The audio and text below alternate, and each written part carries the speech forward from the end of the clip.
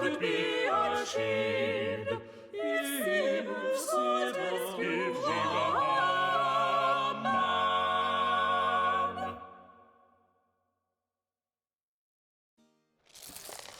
Good morrow, Mistress Fortescue. How may I do you serve? Oh, Dr. Foreman, I have urgent need of your advice. Oh, woe! I know not what I am to do. On my word, madam, I have never before seen you in such a state. Pray tell, whatever can the matter be? 'Tis my husband, Captain Fortescue. God mend me! He has been implicated in a conspiracy to commit treason. Ah, yes, your husband, Captain Henry Fortescue. He is a great friend of Sir Walter Raleigh, is he not? Oh, methinks I see your problem. For Raleigh has been implicated in a plot against our new king, has he not? 'Tis said the plotters wished to oust the king and install the king's cousin on the throne. Or was Raleigh involved in that other plot? The one to kidnap the king and force him to appoint a more religiously tolerant privy council. In truth, there are so many plots against the English throne these days, 'tis hard to keep abreast of them all. Indeed, I know not which plot Sir Walter was arrested for, but I have heard tell that the Privy Council seeks to find conspirators amongst his associates. Hence I have been hiding my husband in our cellar and pretending he's still away at sea. But why would your husband fear arrest?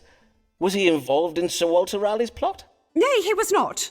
But all London believes that he and Sir Walter are very great friends. Ah, yes, I see. But what of your own friends, Mistress Fortescue?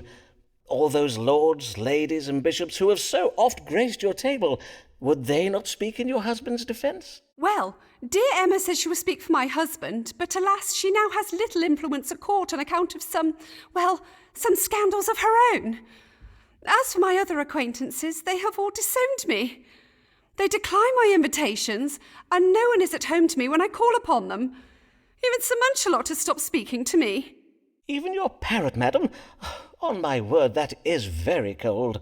I beseech you, sir, read the stars and tell me how I might save my husband from arrest. Pray assure me he will be safe. Let us see, then. Is Captain Henry Fortescue in danger of being arrested for treason? If so, what might Mistress Fortescue do to prevent it?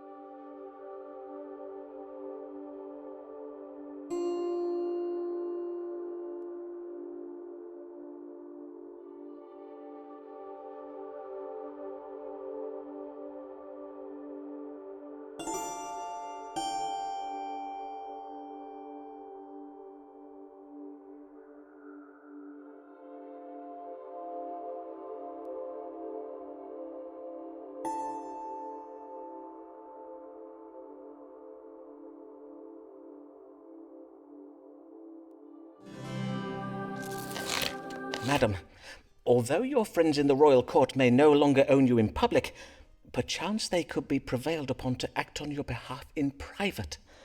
Verily, madam, I urge you to write to them and bid them use their influence in your family's favour. Mayhap they can quietly speak well of your husband to the king and to the lords of the Privy Council.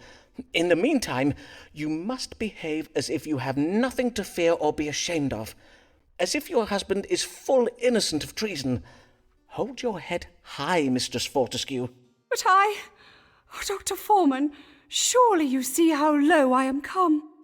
Madam, have you not before suffered the slings and arrows of social misfortune and yet risen victorious? Well, You had a houseful of guests purging from all their orifices, and yet you did not waver. You suffered an attack upon your mucosal membrane by the most fiendish of New World fruits, those known to affright the bravest of conquistadors, and yet you soldiered on. And after you played the fool before lords, bishops, and countesses, still they thronged for invitations to your luncheons. Truly, madam, are you not a leader amongst women? Reclaim your place at London's dinner tables and use it to save your husband. Take back your Camelot. Indeed, sir. I shall not be cowed by spiteful wagging tongues any longer. I now go forth to restore my husband's honour and our family's good name. Fare you well, and Godspeed, Mistress Fortescue.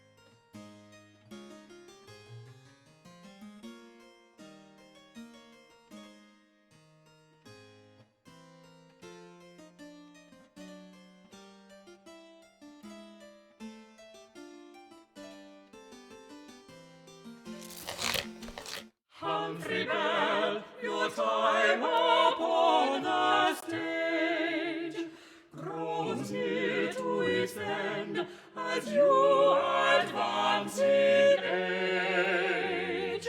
But hold, no tears, come down, resign your fears, you're just too old to earn a living wage. Good day to you, young sir. May I say, your playing of Titus Andronicus's comely mother was excellent. Well, a wondrous performance, Mr. Bell. Yay, I did get to play the role of Tamara in the end, but it weren't on account of changing my hair, innit? Lightning made it too fair. All the other players are like, bruv, you look like a Neverlander or something. Ah, I must own I did not account for the risk of that.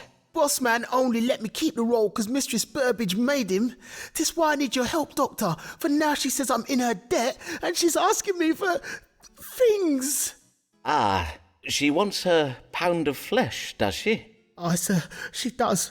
And she's told me in bare detail which part of my body she means to have it from. On my word! But surely, Mr. Bell, if Mistress Burbage's attentions occasion you discomfort, you have merely to tell her so. Make it plain you wish your relationship to remain professional and bid her abstain from any amorous advances. You what? Nay, sir. If I air her, she'll be vexed and I could lose my job. Know you what I mean? Ah, I see, yes. If she were to take umbrage, she might use her influence over her husband to prevent you from getting work. Well, I do have a recipe for a very effective aphrodisiac. Nay? Then let us see what the stars advise. How might Humphrey Bell calm the ardour of Mistress Burbage without it costing him his career?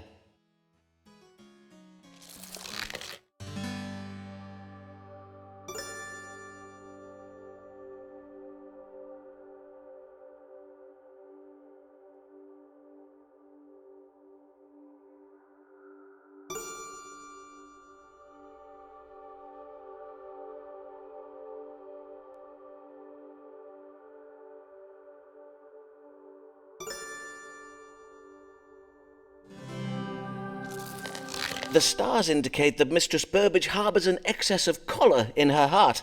It has given her a somewhat dominating disposition, and such women oft show a preference for men they perceive to be submissive. What are you saying, Doc? Perchance if you were to adopt a more assertive, commanding demeanour, Mistress Burbage's lustful ardour may be tempered. What you mean, like, be all hench and that? I will not lie, 'tis not me though, innit? You heed me? But you are a skilled player, are you not? Think upon it as a role I have given you, as if all the world's a stage, and you are merely playing at being hench, as you so call it. You can do it, Mr. Bell. Aye. Yea, methinks I can. I thank you kindly, Dr. Foreman.